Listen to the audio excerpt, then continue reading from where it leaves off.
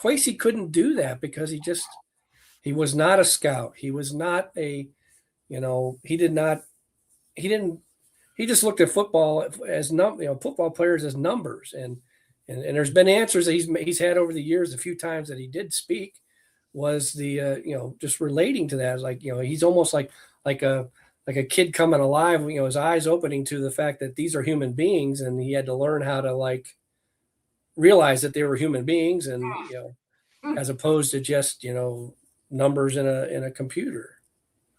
Interesting. Well, my hierarchy is move KO up to GM/head coach, make Brian Flores co-head coach, and let Rob Brzezinski, do his magic there, and then you're set to go. And then, but then, I like Kevin O'Connell and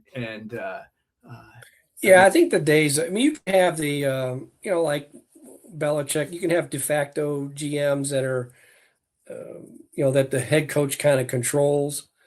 But the days of the head coach being the same GM head coach, I think the business is it's too big, too complicated, too year round, too 24/7 for a guy to be GM, and because the GM also has to be the guy that and this is another reason why it wouldn't work. The GM has to be the one that tells whenever say one of your best players decides I want bazillion dollars, and it's not the head coach the head coach can go to the player and go, yeah, you really deserve a bazillion dollars. I hope you get it. Whereas then the head coach goes over to the GM and goes, we can't give him a bazillion dollars because we got to get these other players. When you're the GM, you got to be the one to tell that player.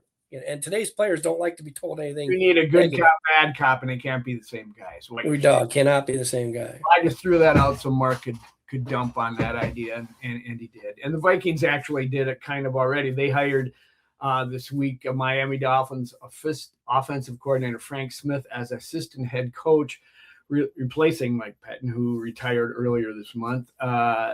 Then they got offensive line assistant coach Kevin Carter was also promoted to lead his position group, and he was replacing Chris Cooper, if that's how you say his name.